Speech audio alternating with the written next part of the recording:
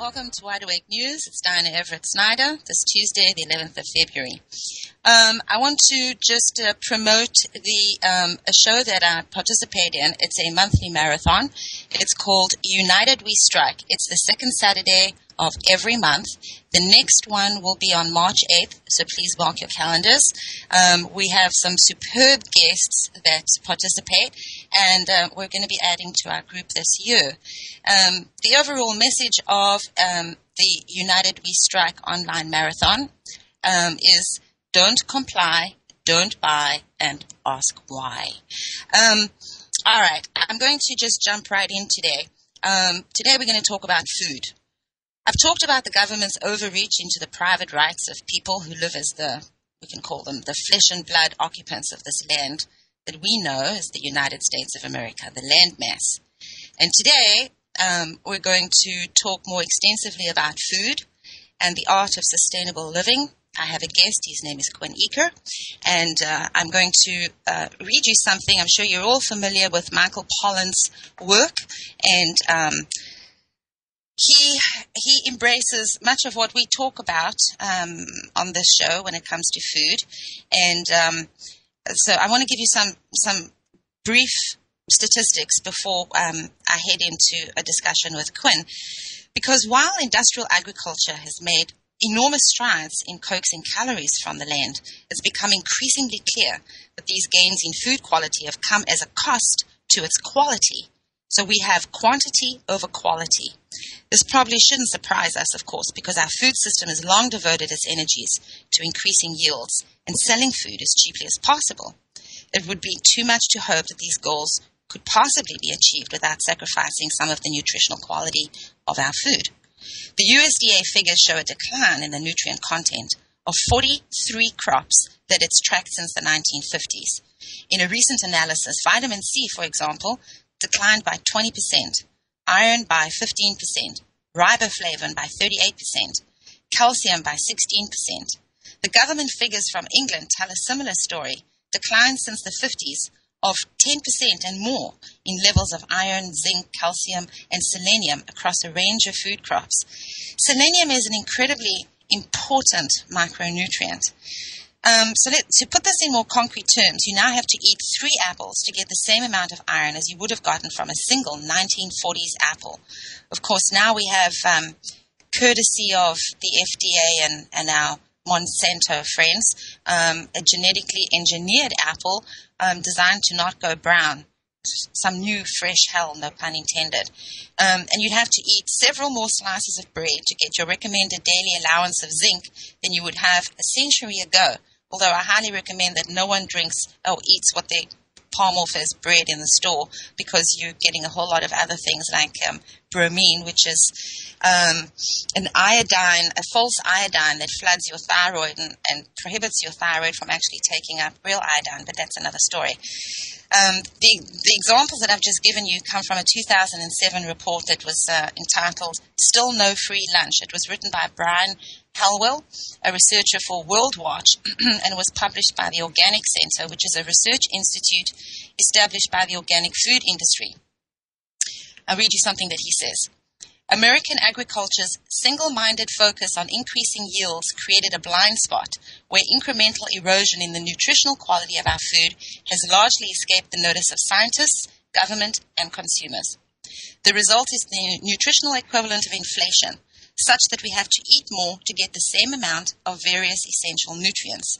The fact that at least 30% of Americans have a diet deficiency in vitamin C, vitamin E, vitamin A, and magnesium surely owes more to eating processed foods full of empty calories than it does to lower levels of nutrition in the whole foods we aren't eating. Still, it doesn't help that the raw material used in the manufacture of processed foods has declined in nutritional quality, or that what we are eating in whole foods, we're getting substantially less nutrition per calorie than we used to. End quote. So you see, the nutritional inflation has 2 principal causes. It's changes in the way that we grow food and changes in the kinds of foods that we grow. He also cited a considerable body of research that demonstrates that plants grown with industrial fertilizers are nutritionally inferior to the same varieties grown in organic soils. Why this should happen, they claim, is uncertain. We will talk about this more in the show. But there's a couple of hypotheses that crops grown with chemical fertilizers grow more quickly, giving them less time and opportunity to accumulate nutrients other than the big three, the nutrients in which industrial soils are apt to be deficient anyway. So also, the easy access to the major nutrition means that industrial crops develop smaller and shallower root systems than organically grown plants, which just stands to reason. The faster they grow, the less well they're going to set in the soil. Deeply rooted plants have access to more soil minerals. The biological activity in the soil almost certainly plays a role as well. So in addition to all of these, organically grown crops are found to contain more phytochemicals, which are the various secondary compounds, including things like, carotenoids and polyphenols that plants produce in order to defend themselves from pests and disease. Because historically, we didn't drench our plants in chemical compounds to protect them and keep them viable for harvest. They did this kind of thing themselves. So what these carotenoids and things like polyphenols do, they have important antioxidant and anti-inflammatory and other beneficial effects on the plants as well as the human who subsequently ingests them. Because plants living on organic farms, you see, aren't sprayed with all the synthetic pesticides, although more and more this is a misnomer because organic plants are able to be sprayed with things like antibiotics, and it's generally the antibiotics that we are also prescribed should we go to the doctor. But the plants are forced to defend themselves, with the result that they tend to produce about 10 to 50% more of these secondary compounds than conventionally grown plants in these big agricultural monolithic structures that we have across the United States. So clearly the achievement of industrial agriculture has come at an enormous cost. It can produce a great many more calories an acre, but each of those calories supplies less nutrients. What has happened on the farm has happened in the food system, as a whole industry has pursued the same general strategy of promoting quality at the expense of or promoting quantity at the expense of quality.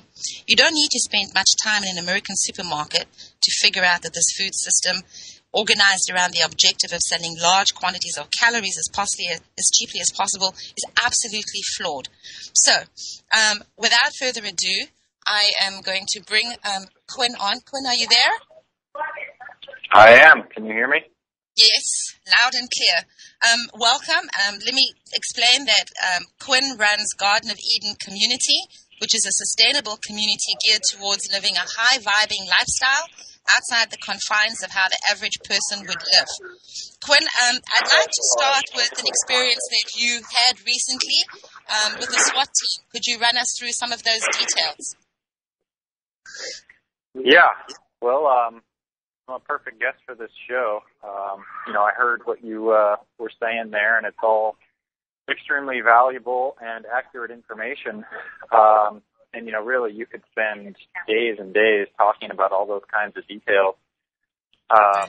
Just in summary, basically all the food that people are eating, not only is it much more, nutrient lacking than the food we used to have, but it's also food that's, full of a lot of extra chemicals than we used to have. So when you've got the combination of food with a lot less nutrients and way more chemicals in it, not to mention the air that we breathe and the water we drink is also nutrient deficient and also full of chemicals. You have a really bad combination for health. But to me, what's also just as important is the ecological impact that this industrialized agriculture has. Because all the food that people are eating, not only is it more nutrient deficient, but it's got chemicals in it, but it's also being shipped around the world, which means it's going on multiple trucks. It's being put in all sorts of packaging, plastic and cardboard and pallets. And, it's being shipped around the world with all sorts of petroleum. And so it's not sustainable, environmentally speaking, to get food. And a lot of people don't know, too, that, bananas are picked green and apples are frozen, literally. So I get people that say to me, well, I go into the produce aisles and I buy lots of fresh produce at the store, but they'll come to my house and pick an apple off the tree and say, wow, this tastes really different. I say, well, yeah, because it hasn't been picked early and put in a freezer indefinitely and then trucked to a store under hot lights. This is a real apple. This is what an apple is supposed to taste like. Yeah, exactly. So when you look at all of these factors, what you see is that we as a world, we have to move back to the system of the way it used to be, which is, sustainably and consciously and responsibly grown food and sustainably and responsibly purchased and consumed food, of which really none of the food that any average person is going to eat, fits that criteria. So, I have taken it upon myself because I know the truth, which is that it's not healthy, it's not sustainable, it doesn't benefit anybody except for the megacorps. And that's another really huge problem, that when you buy food at a grocery store, even if it's organic food, it's still being grown by a megacorp. And all the profits are going to that megacorp. And, taxation is another, really big thing. So a lot of the profits are going to the government, and then the government is, of course, using that taxation to police the world. So when you look at the current situation that we're in right now, I took it upon myself to make sure that we had a sustainable lifestyle set up, number one, because it's better for our quality of life, it's better for our health. We have a lot higher quality food. We don't have to pay for that food with Federal Reserve notes, which means that we don't have to work and spend our time earning those Federal Reserve notes. So we get a lot more free time. We get a lot healthier food. We're not supporting the corporations. We're not supporting the government. And, it's more environmentally friendly. And we've got a lot more sustainable long-term because,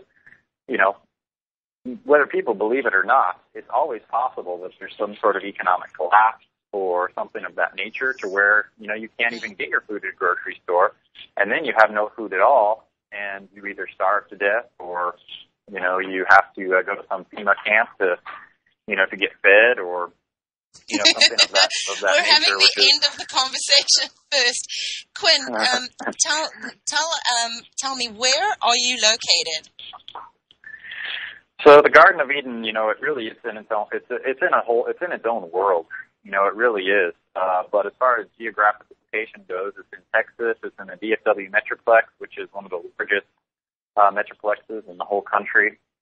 And specifically speaking, we are in Arlington or Kennedale, depending on which definition you choose. We've got actually a Kennedale postcode, and we've got an Arlington city limits, municipality. So we're in Arlington, Kennedale. Yeah. So, like I said, I took it upon myself to create a sustainable lifestyle for my health, for the well-being of the environment of the earth as a whole, and also for, self-reliance and independence so that I'm not subject to, some sort of collapse or, inflation where the, food prices raise out the roof. I'm not subject to any of that stuff. Now, how much land do you have? We have 3.7 acres. Okay. And how long have you been there? I've been here for 7 years. And when I first got here, it was just a very standard, homestead. Had a big, cardboard house on it, that requires heating in the wintertime and cooling in the summertime, city water, city electricity. The lawns were mowed and kept. Lawns were watered. The house was heated. The food was bought at a grocery store. And now, we don't spend any money on heating. We don't spend any money on cooling. We don't spend any money on food. I myself have not purchased food from a grocery store or a restaurant or any business in 12 years. So we're getting more sustainable every single day, and we're doing a lot more than growing food.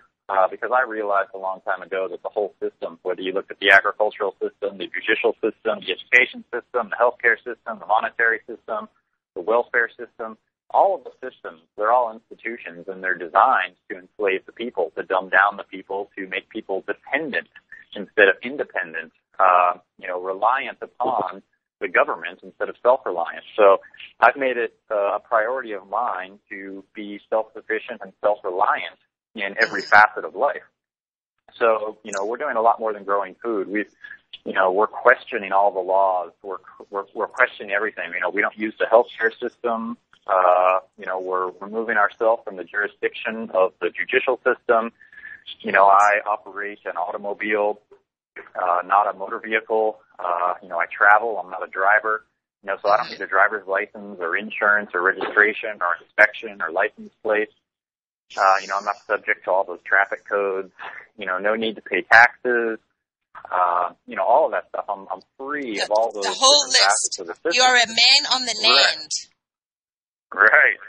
And yeah. so, I've been very successful with this for myself, and I've been doing this for quite a few years now. What really changed, though, is that, we started doing this publicly, because we've been here for a long time, and we've been doing what we're doing now for many years, and we never had any problems because, the city wasn't aware that we were here. They weren't aware of what we were doing.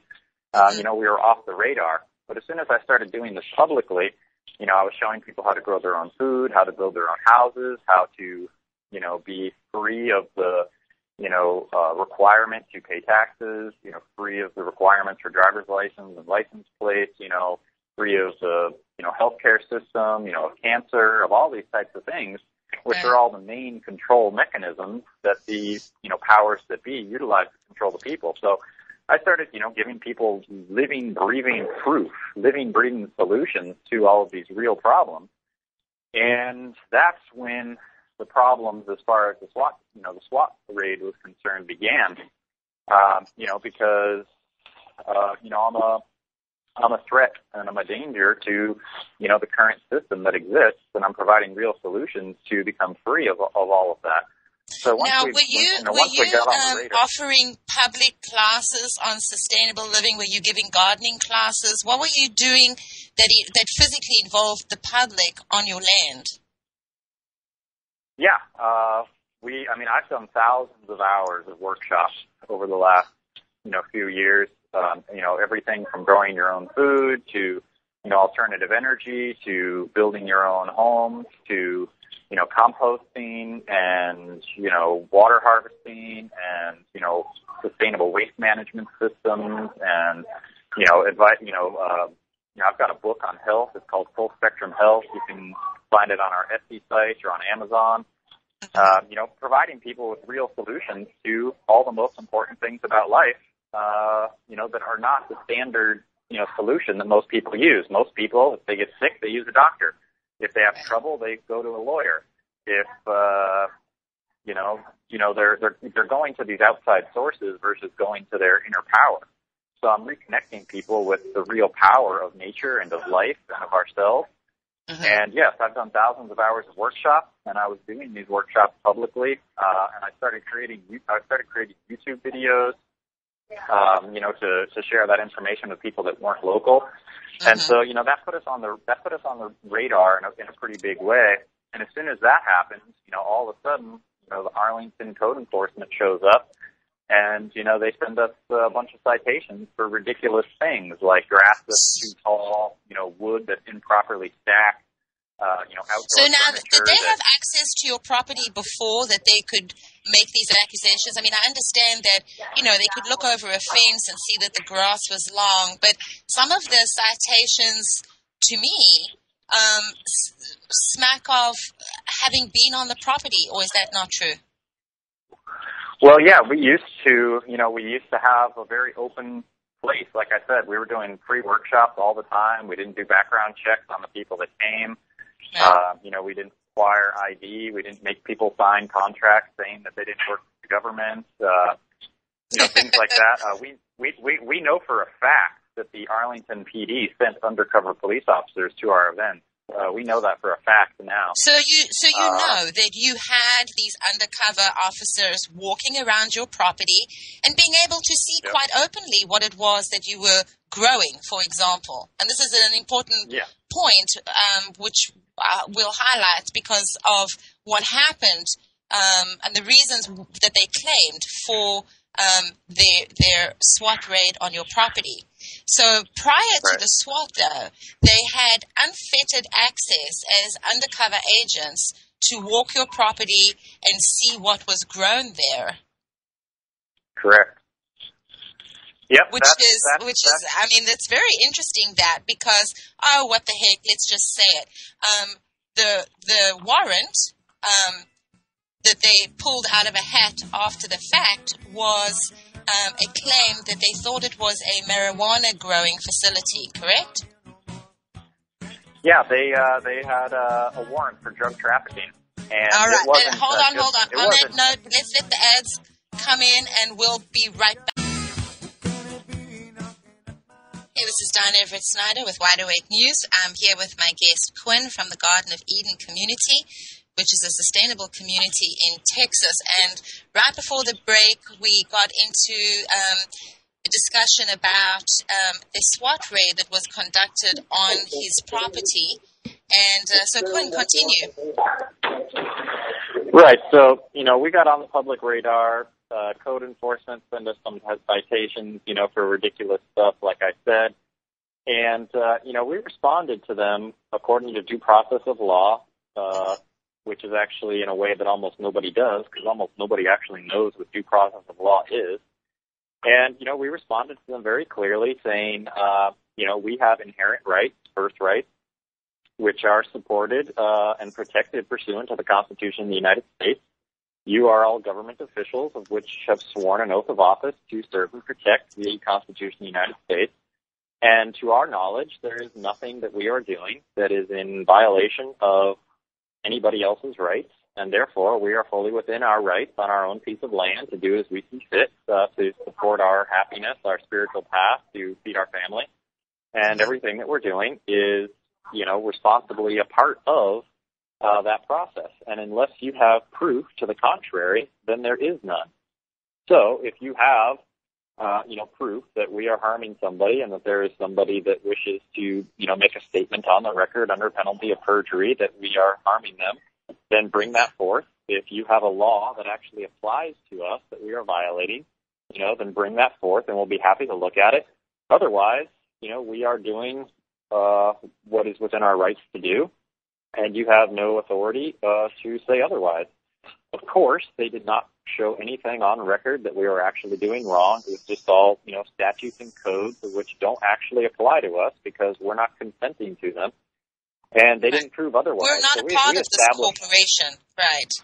Right, exactly. We are living, breathing, sentient beings, and, we have the right to pursue our happiness and to provide for our family and to, pursue our happiness, and that's what we're doing. So they realized that they couldn't do anything because we're not the common, ignorant, fearful slaves that just, succumb to authority and pay fines and do whatever they're told. We proved on the record that we were doing nothing wrong and that we were allowed to do everything we wanted to do. So there was nothing that they could do, lawfully speaking, to make us change our way of life. So after that went on for many months, they realized they couldn't do anything. They tried threatening us. They never followed due process of law in any way. All they did was threaten us. If you don't pay these tickets, then we're gonna send a code enforcement team to enforce the codes and then bill you for it. And then if you don't pay that, we're gonna put a lien on your land and, take your land from you. All sorts of just nasty threats that had no substantiation in law whatsoever. They didn't follow due process of law in any way. They were in dishonor the entire time. They never responded to any of the point-by-point requirements of the lawful notifications.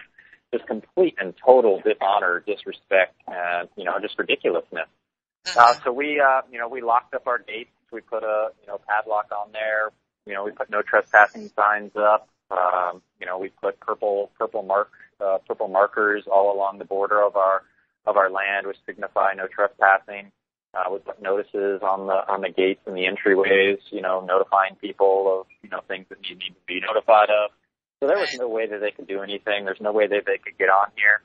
So all of a sudden, out of the blue, what happens? There all of a sudden there's a SWAT team here, and they show up. Over 50 government officials that were paid by government funding, by taxes, And this whole operation cost well over $100,000. They had helicopters. They had, fully battle-ready SWAT guys that were in all black. You couldn't see anything. Their eyes were in black goggles. Bulletproof armor, bulletproof shields, fully loaded assault rifles. The only part of human flesh that you could see was the, inch of the trigger finger, of which is exposed in their glove so that they can have their finger sensitive on the fully loaded trigger. They come blasting in a no-knock warrant. They, bust down the gate. A no-knock warrant at 7:30 in the morning. Yep, 7:30 in the morning, a no-knock warrant, fully loaded guns. And, they treated everybody here like criminals, like terrorists. They came in trained to do their job, which is to, potentially kill people. And if not, to detain everybody. So they put everybody in handcuffs, including the mother of my children, who at the time was nursing two children, one of which was just 2 weeks old, just born here at home in the Garden of Eden. They put her in handcuffs, took her away from her nursing children naked. Complete and total ridiculousness. There's nothing more innocent, than a newborn child and a mother nursing those children. The whole SWAT team was here for 2 hours. They found nothing whatsoever that related to their warrant, which supposedly was for drug trafficking.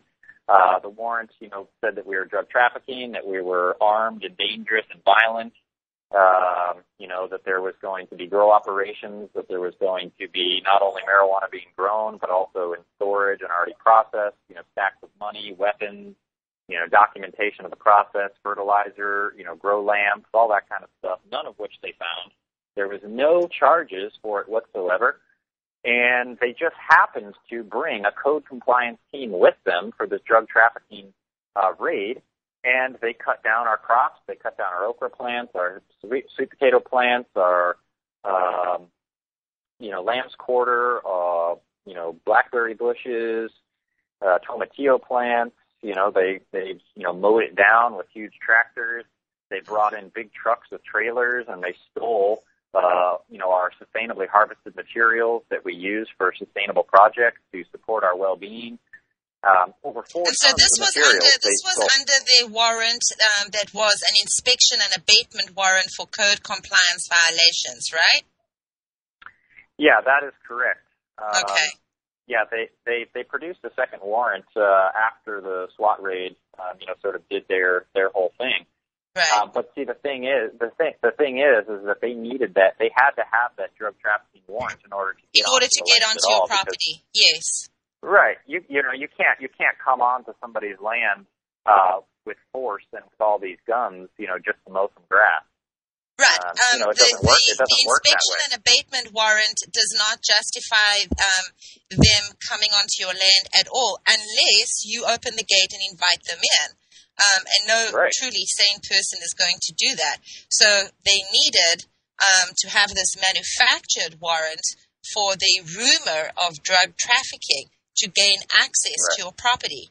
So obviously the SWAT part had to happen first, so that they could then open the gates and allow the inspection and abatement warrant to occur, which was essentially all $100,000 worth of taxpayer money and all of the involved emotional crisis and trauma and adrenaline and emotional baggage in order to cut your grass and take away some sustainably harvested materials. And, of course, cut down all the plants that you'd been growing. Food. Right. Yep, that's correct. That's exactly what happened. That's exactly how it went down. And, again, it's just more proof that it's not an honorable system. It's not a just system. There is no due process of law. Due process was not followed or honored at any point in time. And that's the exact opposite of their job description. All government officials' job description is one thing, and that is to serve and protect the Constitution of the United States. So everything in that was in violation of their one duty. So obviously they don't see that, but that is, that's the fact, and that's a really huge problem when you've got millions of government officials around the United States enforcing unjust and unlawful actions without due process of law, to the detriment of the people that they're supposed to be serving and supporting. And this ties into the whole police state movement. And the fact is that city police around the United States are being mobilized, to be trained in urban warfare. Mm-hmm. Yep, weaponized. I talk about that a lot on my show. The militarization and weaponization of police departments, local police departments across the United States. It's a very, very real threat to the public at large. And you and your story is a living testament to exactly that. All right, I'm going to read you part of the press release that I found. And it's as follows. The entire operation lasted about 10 hours and involved many dozens of city officials, SWAT team, police officers, and code compliance employees, and numerous official vehicles, including dozens of police cars and several specialized vehicles that were involved in the abatement operations. Witnesses say that there were helicopters and unmanned flying drones circling the property in the days prior to the raid that are presumed to have been a part of the intelligence gathering. The combined expenses for the raid itself and the collection of information leading up to the fruitless raid are estimated in the tens of thousands of taxpayer dollars. All 8 adults present in the house were initially handcuffed at gunpoint by heavily armed SWAT officers, including the mother of a 22-month-old and a 2-week-old baby, who was separated from her children during the raid. The majority of police activity on the day of the raid included mowing the grass, the forcible destruction of both wild and cultivated plants like blackberries, lamb's quarter, and okra, and the removal of other varied materials from around the premises such as pallets, tires, and cardboard that the community members say they had collected for use in sustainability projects. No marijuana or other drugs were found on site, and the inhabitants of the premises were all unarmed. So, let's continue with this. I'm fascinated. So what time did they leave? What time did they leave? They got there at 7:30 in the morning. When did they leave? Oh, they left right at 5 o'clock when their shifts were over. Damn. I just find it so ironic. They put in a full day and no more. Right. And what did they have to say about having mowed your lawn and all of those other related things? Have you subsequently received any other paperwork from them regarding their activities that day? Nothing of any legitimacy or honor whatsoever. Obviously we had a big problem with it. We contacted the news and the media pretty shortly after the whole thing. We were on, all the local news channels, Channel 5, Channel 4, Channel 8, Channel 11, Channel 33. I did radio interviews with people such as yourself, Ron Paul, Alex Jones. We were on the Huffington Post. Mass amounts of media coverage. And, of course, all of the media outlets contacted the APD, for a response. And, they never gave any response whatsoever, or their response was simply, we followed standard procedure and, didn't do anything, out of standard procedure. And that makes it even scarier, because if this is what they are publicly saying is standard procedure and that it's not a mistake, that's even worse. At least if it was a mistake, at least that would mean that this shouldn't be normal and this shouldn't be common. But basically what they're saying is that this is just normal. This is just the way we operate. And whether you like it or not, this is the way it works. They haven't made any apologies whatsoever. They haven't returned any of our stuff. They haven't made any amends. They haven't replanted any of our crops. They haven't made any donations. They haven't helped or, apologized in any way whatsoever.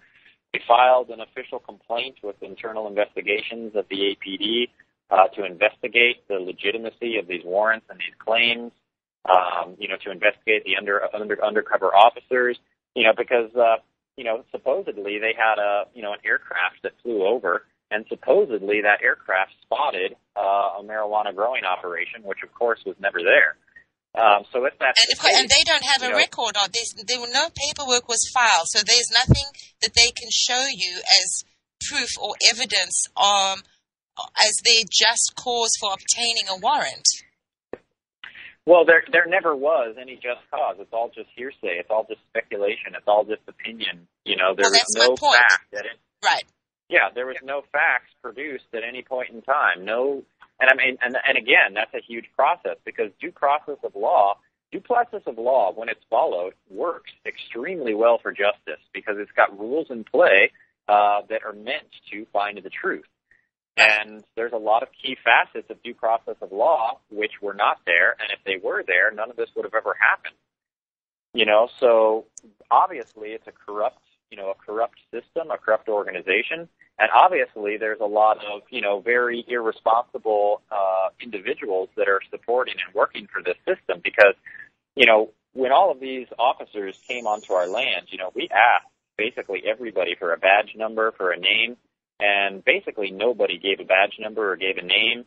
Of course, the SWAT people had no badges or any sort of identifying marks whatsoever. They're just all men in black. But all the code officials and the regular officers that were there, they were covering their badges, they were covering their names, they were covering their faces.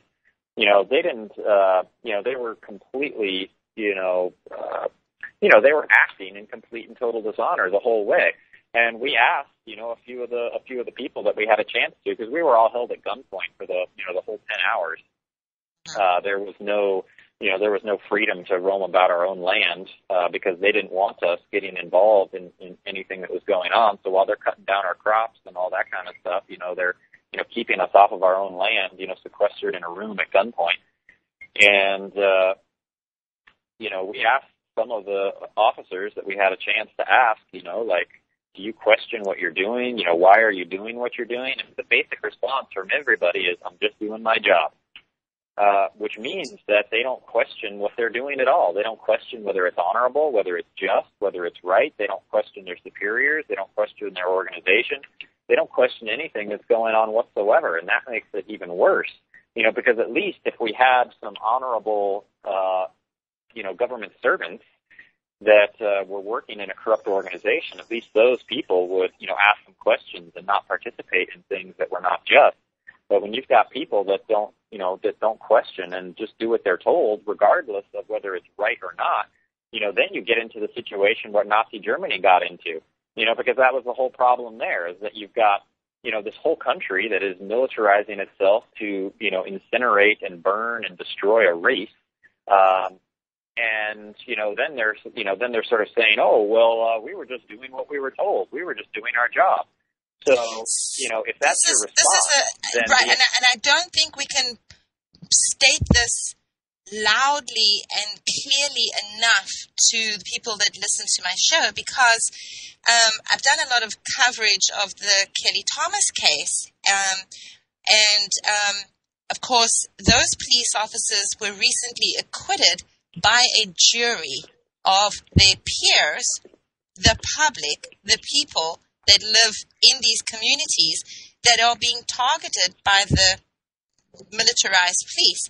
And it's very frightening because, as with the Kelly Thomas case, as with your case, as with all the other cases that are happening in communities across the United States, this acquittal in the Kelly Thomas case came about because the judge instructed the jury to take into consideration the fact, and the entire trial was based on the premise of fact that the officers were doing their job. Therefore, they could not be held accountable in a court of law or serve time in prison because they were doing their job. Now, that points to a bigger picture of, well, then their job description is wrong.